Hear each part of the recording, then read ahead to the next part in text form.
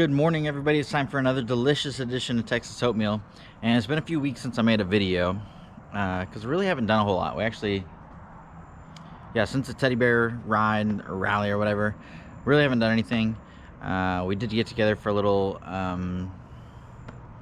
admin meet one day a week or so ago and worked on Vanderhalls and kind of just did some little stuff and kind of hung out. Look at this guy. He's a big one. There he goes. So kind of met the other day and hung out for a little bit. Forgot my SD card, so I didn't do any filming that day, which sucks. Anyways, I wanted to do an update on my Vanderhall, the status of it. Have I changed my mind on what I do or don't like about it? Things like that. I meet a lot of people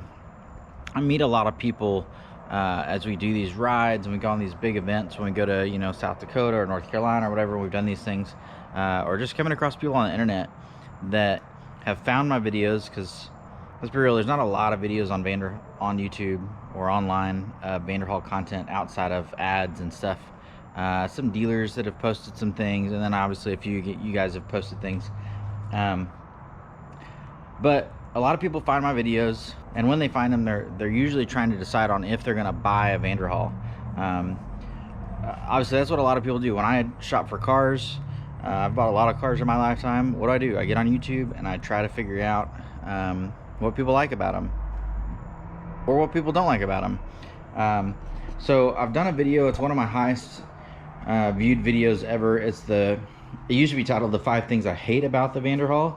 It actually says that in the thumbnail still, but it's titled "The Best First Upgrades to Do to Your Vanderhall." It's a little clickbaity because obviously everybody wants to see what you hate about it. The things that were in there were not super big deals. Glove box, mirrors, speakers, little things like that. They're little things. But now I've owned this Vanderhall for almost 3 years. It's actually coming up in December of this year. I'm going to own this Vanderhall for 3 years. And I've made some modifications to it. Obviously I did wind wings, but that was one of the things on there. The covers for the gauges so that you don't get the glare in the windshield when you're driving around at night is a big thing. The glove box cover, of course. Having a luggage rack is a pretty big deal. I don't know if I had that in the original things I hate about the Vanderhall, but I mean, it's a nice upgrade. I use it mostly to show off just having the parachute on the back because I think it's cool. But when I go on long rides, I take this parachute off typically and I put on typically the car cover for it back here, and that frees up some space in the back storage area for having some of the stuff that you can put in the back, luggage or laptop or whatever that I bring. So obviously having a luggage rack is really beneficial. Being able to get to these storage racks, storage areas in the back of this thing, if this flipped forward properly, right? I made mine hinge forward, which is nice. You can fold it up. I actually drop this down and I wedge the door between the back of this and the frame, and it'll hold this seat forward, and I can mess around and get to the back. And obviously getting in out here is better. Getting to the battery would be better if you can flip this forward. But ideally, Vanderhall needs to change this to a seat that just allows the back to fold forward like every other seat in the history of cars, basically, modern cars anyways. You can take the seat, pull a little latch, and just move the back of it forward, like adjust the back of the seat forward without having to slide the seat back and forward, because everybody knows these seats don't slide back and forth very easily. And just really reaching all the way down there to get to them is kind of a pain. So having them where you can just adjust the seat forward and back normally would be great. I don't know why they haven't done that. It'd be such a simple thing to do. It's not super... It'd be so simple. They should just do it. So that's really a big thing that a lot of people complain about in this. Not being able to get to those back storage areas without sliding the seat forward. Kind of a big deal. The windshields crack on every one of them. If you have a Vanderhall that doesn't have a cracked windshield, you probably don't have a ton of miles on it. If you're one of the few, if there even is anybody that has a Vanderhall with more than like a few thousand miles on it that doesn't have a cracked windshield, it's probably coming. They seem to crack for absolutely no reason, or for very obvious reasons. I mean, obviously if you get a huge rock that hits it and chips it and cracks it, duh. just like any other windshield. But mine cracked just driving down the road, and several others in our group have cracked just driving down the road. They crack. Everyone that we talk to that buys a Vanderhall, we tell them straight up, if you're going to buy a Vanderhall, set aside the $500 that it's going to take for you to get an F4 polycarbonate windshield so that you can push on it and do whatever you want to it without it cracking. You can't do this to a stock windshield. You would crack the crap out of it. If you breathe on them wrong, they crack right here. Every time. They go this way, whatever. They crack. That's like the biggest thing, maybe the biggest thing that people complain about on the Vanderhall is cracked windshields. People will drive 20 miles, 40 miles, whatever with them, and crack their windshield. And they're frustrated because they don't typically cover them under warranty. You don't want to throw it on your insurance and deal with that. You just buy another windshield. And again, most people buy an F4 windshield, a polycarbonate windshield, because it doesn't crack. They still chip. You can still get a rock chip in it, but they do not crack. Really, when we get down to it, though, there are not a lot of things that go wrong on a Vanderhall. Typically, there are thousands of them out there, thousands and thousands of them out there. We know and have met and have talked to a lot of them.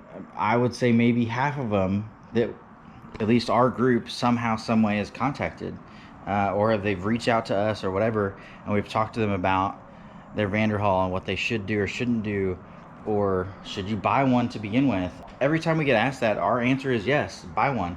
It is the most fun car I've ever owned. I don't own cars for very long, and I have no plans on selling this. I don't know why I would sell it. I have so much fun with it. When we pull up to these gas stations or go somewhere to eat or whatever, we've got a couple of these. I mean, even if it's just by yourself, but if you've got a couple of them or a few of them together and you pull up somewhere, you turn heads. I mean, they're like supercars when you roll up. People still have never seen them. They have no idea what they are. The few people that have seen them still come over and want to talk to you about them, what you've done to yours, why do you have it wrapped this way, whatever. They turn heads like supercars do. We go to these supercar meets, these cars and coffees and stuff, and we still have people coming up and saying that we're the coolest thing out there, and we're one of the cheapest cars there. I mean, even the most expensive Vanderhall is still mid-40s, and it turns more heads than Lamborghinis and Ferraris and stuff. I mean, yes, it doesn't have the notoriety and like the wow factor as far as like supercar status with a Lamborghini or whatever, but they're very fast. They're not the fastest thing out there, but they're very fast. They feel faster than they are because they're so open. You're sitting so low to the ground without a door or anything around you, or even a Carmel with a door. You still have this pretty open feeling that you don't get in a lot of supercars, and they're so small. They're so lightweight. They handle really well. We've taken these things on the tail of the dragon, and we've got a guy in our group, Troy, that's like a race car driver. He loves how it handles, and he drives race cars that are like set up to go around a track. And this is no track car, of course, but it's pretty incredible the handling that it has. So, you know, again, a lot of people want to know my opinion, and they reach out to me online. And they ask me about things, about if they should buy one, or they're kind of worried because they see the horror stories online from people that are like, oh, I don't know, I don't know if I should get one. We see all these people having problems. Well, people get online and they complain about things more than they get online and say positive things. But at the same rate, they also get online because they have an issue that they want help with.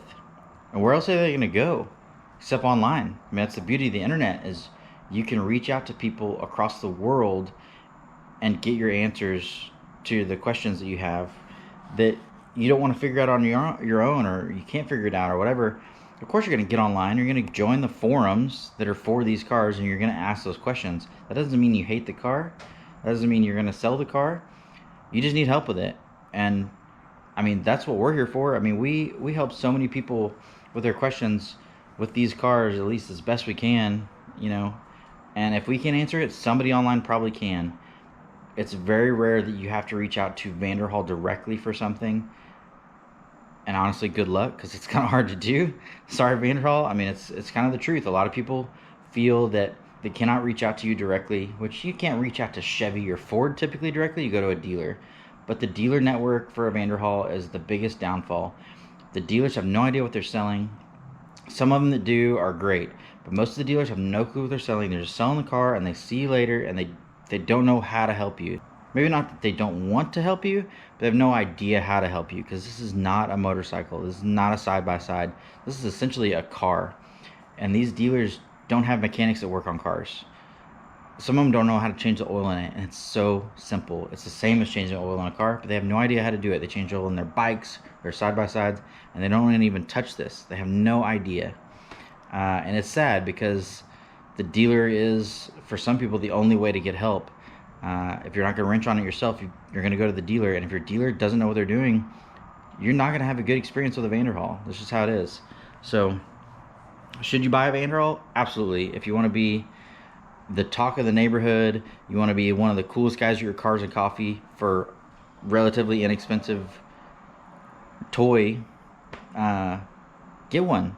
We're here to help you. I mean, myself and all of the people in the North Texas group will help you. You can reach out to us. We've started just accepting everyone on the North Texas page because we realize that our group is more willing to help and go out of their way to make sure somebody has a good experience with their Vanderhall than the Vanderhall forums are. So we just let everybody join our group now. We don't care. You know, the North Texas page grows every day. We get new members. We've become kind of we've become this reputable source for Vanderhall information, and really big proponents in the success of their vehicles, I think.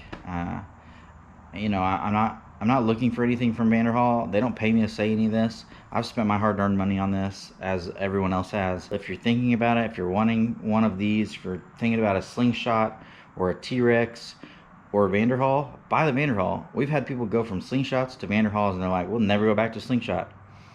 Slingshots are cool if you like that style. The people that are Vanderhall people don't typically like the Slingshot style. And then if they've had a Slingshot and they drive a Vanderhall, everyone I've talked to has said that they like the Vanderhall better than the Slingshot. I've not personally met somebody that says it the other way around. Now, I'm sure there's people out there that do, but I've never met anybody. They like these better. They're on par with price-wise with a Slingshot for the most part. You know, there's good and bad to both, of course. Slingshots don't have glass windshields, so they can't break. But yeah, I mean, when it really comes down to it, it's the most fun car I've ever had. I'm so glad I bought it. I didn't think I would even probably keep it this long, and here I am with no intentions to sell it unless just some catastrophe strikes and I need the money. But man, if you're on the fence, if I haven't rambled on enough that you've already clicked off this video, get one. Reach out to me, reach out to any one of us on the North Texas Vanderhall Owners Facebook page. Ask us questions. We're typically more than willing to help. There are a ton of us on there that we will answer your questions. We will help you figure out which one is best for you, or if you even should buy one. And there's some people that we just tell them, you shouldn't buy it. Go do something else, you know, because it's not for everybody. But for the majority of the people that are thinking about buying one of these, absolutely, go get one. It's super fun. I don't know what else to say. Just a quick update. I haven't done anything to my car technically in a little while, other than just drive it, enjoy it, especially with my top modification that you've seen in a couple videos. It's been so fun. And soon, this wrap is finally going to go away. It's only been on there for a little over a year. It's time to say goodbye to this wrap. So, changes coming soon to the wrap. That's really it for today. Hope you guys watched to the end. I know I kind of rambled a little bit, but I just wanted to throw something out there for you guys to see and to get my thoughts and opinion on the car. Do I still love it? And the answer is 100% yes. That's it for today. We'll see you guys next time. Peace. You must be blinded by the lights. We came to shine here. Watch it look daytime in the night.